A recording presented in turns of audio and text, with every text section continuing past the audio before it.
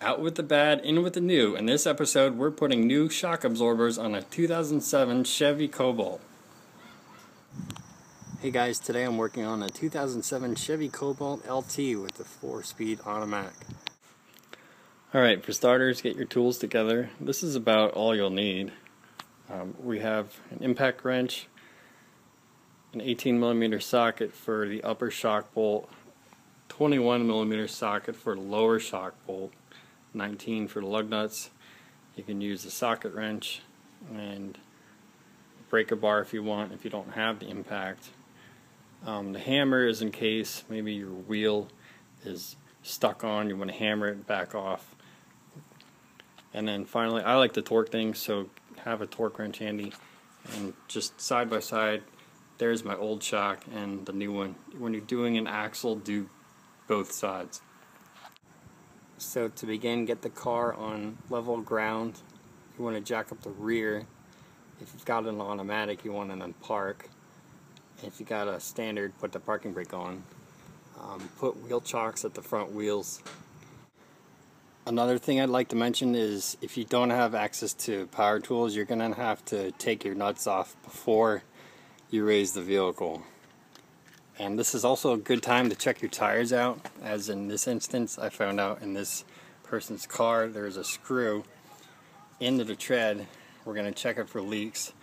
On a side note, it's not in a repairable area. If you have damage or a foreign object into your sidewall and you're in about this far, roughly, it should not be patched. If it's not leaking, that's good. If it is leaking, it should not be patched in that area, because this is the strength of the side of the tire. And if somebody is patching it, well, they shouldn't. Unfortunately, if that tire is leaking, it should just be replaced. Or if you have the budget to do that, put 2 new tires on the rear axle.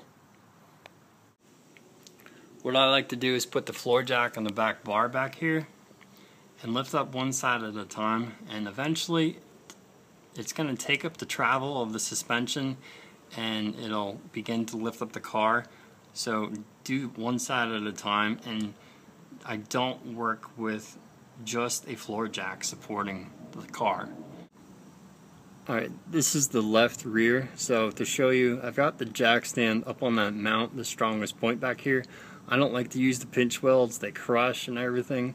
And then make sure your jack stand is up the same amount of clicks if it's this type, so you've got the rear of the car at the same level. Once you've got the car level on jack stands, lower and remove your floor jack so you don't trip over it. So go ahead, move your wheel out of the way, put it somewhere safe. This is also a good time to check out your brakes if you have the time, whatever setup you have on your car. It's pretty straightforward access to the shock absorber on these cars. The bottom bolt is 21mm, the top bolt is 18mm, and I prefer to zip off the bottom one first and then your top.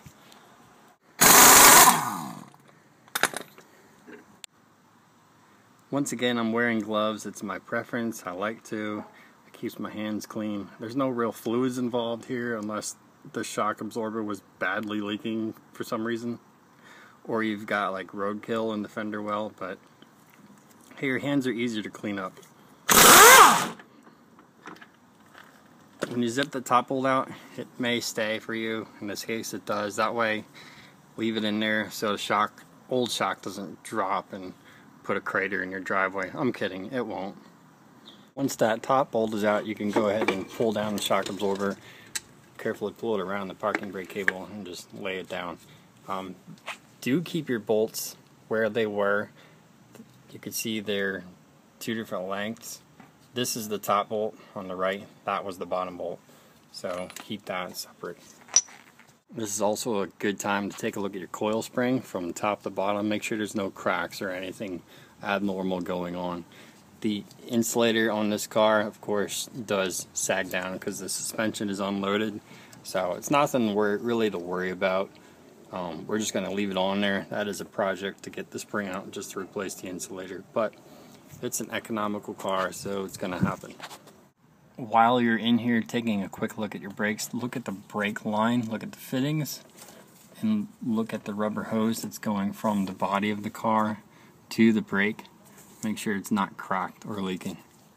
It's also my preference to put just a little bit of anti-seize on the bolts. You can imagine the nightmare if somehow bolts rust into the body, and you know what that's like. So the shock absorber isn't something directional, say front to back, but it is directional top and bottom. Naturally it needs to be at the top, and you've got the bottom half, and that needs to go into the bottom. So go ahead and slide that up in there, and then start your bolt in there. So your top bolt should go in relatively easy. To get the bottom bolt in, maybe by chance it will line up, maybe not. If not, you will have to raise up the suspension a little bit, either with another floor jack, the one you were using, or with the assistance of a helper.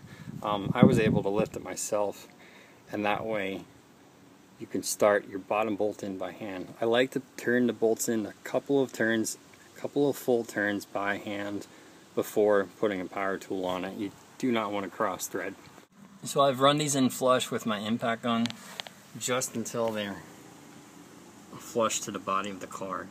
Now it's time to torque them. The lower bolt, the 21mm bolt, gets torqued to 81 foot-pounds. And your upper bolt, the 18mm bolt, gets torqued to 61 foot-pounds. Okay, back to our tire real quick. I did dunk it. Surprisingly, it's not leaking. Even if I press on the screw, I'm not going to pull it out. I did advise the driver that eventually they're going to have to take care of it one way or another. When I'm ready to put the wheel back on, I like to line up the studs like this so I know where I'm at, with the top one right front and center.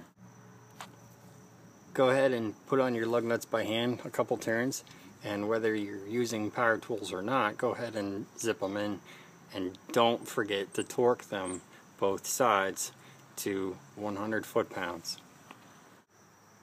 So now you can lower the car back down, take your jack stands out, take the floor jack out, tighten in a star pattern, whichever way you like. Just do it in a star pattern, all 5. You could check it twice if you want.